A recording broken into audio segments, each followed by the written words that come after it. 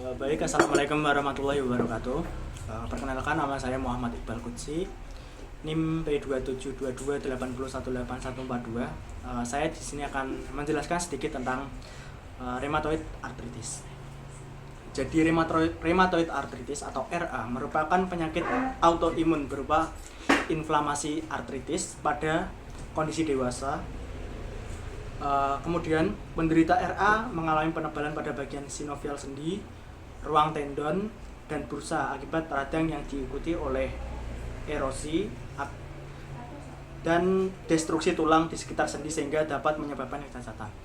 Jadi penderita RA itu akan mengalami erosi atau pengikisan tulang pada bagian pada sendi dan sarung tendonnya. Kebanyakan dari penyakit rematik berlangsung kronis, yaitu sembuh dan kambuh lagi dan berlangsung berulang-ulang sehingga menyebabkan kerusakan sendi secara menetap atau permanen pada kondisi ini. Kemudian ada etiologi, ada faktor penyebab. Yang pertama itu genetik. Jadi penyakit penyakit RA dapat diturunkan dari orang tua ke anaknya. Hal ini karena gen HBLA-DRB1 dan faktor ini memiliki angka kepekaan dan ekspresi penyakit sebesar 60%. Jadi seperti yang saya bilang tadi bahwa penurunan dari orang tua ke anaknya itu sebesar 60% apabila orang tua dari anak tersebut memiliki riwayat rheumatoid arthritis. Kemudian yang selanjutnya ada faktor lingkungan. Lingkungan yang tidak sehat seperti hidup di masyarakat yang perokok, hidup di lingkungan yang yang terdapat perokok di sekitar itu salah satu faktor yang dapat meningkatkan terjadinya rheumatoid arthritis. Atau mungkin dari individunya sendiri. Jika individunya merupakan perokok, itu dapat meningkatkan faktor resiko terjadinya rheumatoid arthritis. Kemudian yang selanjutnya ada faktor infeksi. Infeksi ini bisa menginfeksi sel induk semang atau host dan merubah reaktivitas atau respon dari sel T. Selanjutnya ada usia dan jenis kelamin. Pada faktor ini berhubungan dengan hormon seks. Jadi perempuan lebih beresiko terkena artritis dibandingkan dengan laki-laki. Perubahan profil hormon berupa stimulasi dari plasenta kartikotranin relating hormone yang mengsekresi dehidropiandesteron atau DHEA yang merupakan substrat penting dalam sintesis estrogen plasenta. Stimulasi estrogen dan progesteron pada respon imun humoral atau TH2 dan menghambat respon imun seluler. Pada RA respon TH1 lebih dominan sehingga estrogen dan progesteron mempunyai efek yang berlawanan terhadap perkembangan penyakit ini. Itu menurut Surjana pada tahun 2009. Kemudian faktor selanjutnya yaitu ada obesitas atau berat badan tidak ideal. Kemudian selanjutnya ada faktor resiko. Menurut CDC pada tahun 2011 ada beberapa faktor yang dapat meningkatkan resiko maupun menurunkan resiko kejadian rheumatoid arthritis. Yang pertama ada faktor yang meningkatkan resiko dan tidak dapat dimodifikasi. Ada umur. Jadi usia antara rentan 40 sampai 60 tahun itu lebih beresiko terkena rheumatoid arthritis dibandingkan dengan usia di bawahnya. Selanjutnya ada jenis kelamin seperti yang saya jelaskan di awal tadi bahwa perempuan lebih beresiko daripada laki-laki. Kemudian ada genetik dan hormon seks, estrogen dan progesteron. Kemudian ada faktor yang tidak dapat dimodifikasi. Faktor yang ya tidak dapat dimodifikasi. Pertama itu ada merokok. Merokok itu banyak mengandung bahan kimia berbahaya seperti ROS atau radikal oksigen spesies. Kemudian ada faktor infeksi yang disebabkan oleh virus dan organisme.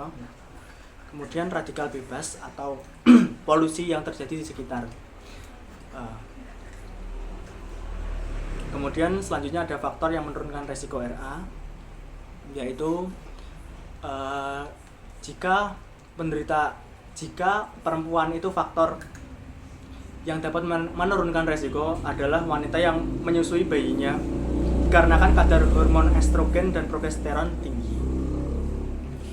Selanjutnya ada gejala dari rheumatoid arthritis. Menurut CDC terdapat tandanya, yaitu pertama itu ada nyeri pada sendi, kemudian kekakuan pada sendi. Kekakuan yang saya maksud di sini bukan kekakuan yang terjadi akibat ketika kita bangun tidur. Itu beda lagi. Kalau itu emang respon respon tubuh karena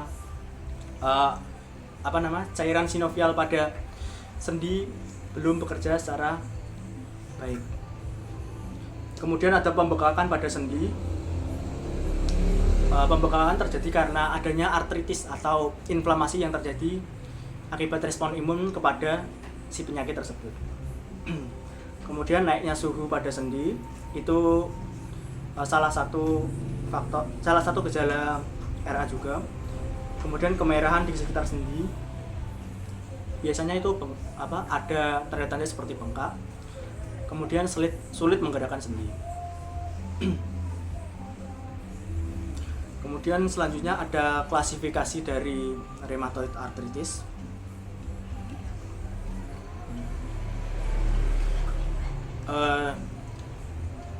Menurut Buffer pada tahun 2010 mengklasifikasikan RA menjadi 4 tipe, yaitu pertama ada rheumatoid arthritis klasik, yaitu harus terdapat 7 kriteria tanda dan gejala sendi yang harus berlangsung terus-menerus paling sedikit dalam waktu 6 bulan. Selanjutnya itu ada rheumatoid arthritis deficit. Harus terdapat 5 kriteria tanda dan gejala sendi yang harus berlangsung terus-menerus paling sedikit dalam waktu 6 minggu. Kemudian ada probable rheumatoid arthritis. Harus terdapat 3 kriteria tanda dan gejala sendi yang harus berlangsung terus-menerus paling sedikit dalam waktu 6 minggu. Yang terakhir atau keempat ada possible rheumatoid arthritis. Harus terdapat 2 kriteria tanda dan gejala sendi yang harus berlangsung terus-menerus paling sedikit dalam waktu 3 bulan. Kriteria yang saya maksud yaitu ada tabel kriteria RA-ACR atau EULAR pada tahun 2010. Itu terdapat klasifikasi atau kriteria yang dapat mengklasifikasikan ini termasuk RA pada klasifikasi yang mana. Salah satu dari kriteria tandanya itu adalah keterlibatan sendi. Yang pertama ada 1 sendi besar, 1 sampai 3 sendi kecil dengan atau tanpa keterlibatan sendi besar. Kemudian ada 4 sampai 10 sendi kecil dengan atau tanpa keterlibatan sendi besar. Kemudian lebih dari 10 sendi dengan minimal 1 sendi kecil. Kemudian ada kriteria selanjutnya yaitu serologi yang menunjukkan atau minimal 1 hasil lab diperlakukan untuk klasifikasi. Kemudian selanjutnya ada reaktan fase akut, minimal 1 hasil lab diperlukan untuk klasifikasi. Kemudian yang terakhir ada lamanya sakit, seperti kurang lebih 6 minggu atau 6 minggu lebih. Selanjutnya ada tahapan perkembangan dari rheumatoid arthritis. Yang pertama itu tahapan pertama, tubuh menyerang jaringan sendiri atau disebut biasanya reaksi autoimun. Kemudian tahapan kedua, tubuh membuat antibodi dan sendi mulai bengkak, terjadi reaksi inflamasi. Kemudian ada tahapan ketiga, sendi mulai menjadi bengkak dan cacat, jari-jari mengalami bengkok. Sendi yang cacat bisa menekan saraf dan bisa menyebabkan sakit saraf.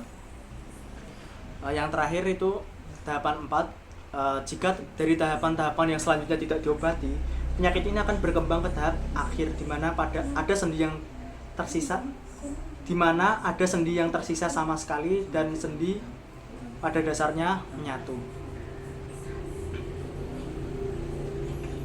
Kemudian ada klasifikasi dari Global Function Status in Rheumatoid Arthritis.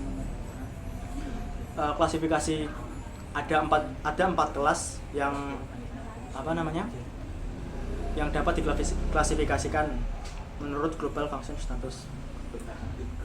Kelas 1 itu benar-benar dapat melakukan kegiatan sehari-hari, perawatan diri dan pekerjaan. Jadi jika seorang terkena RA tapi gejalanya minim, dia masih bisa menjalankan aktivitasnya, menjalankan ADL-nya, itu dia termasuk ke dalam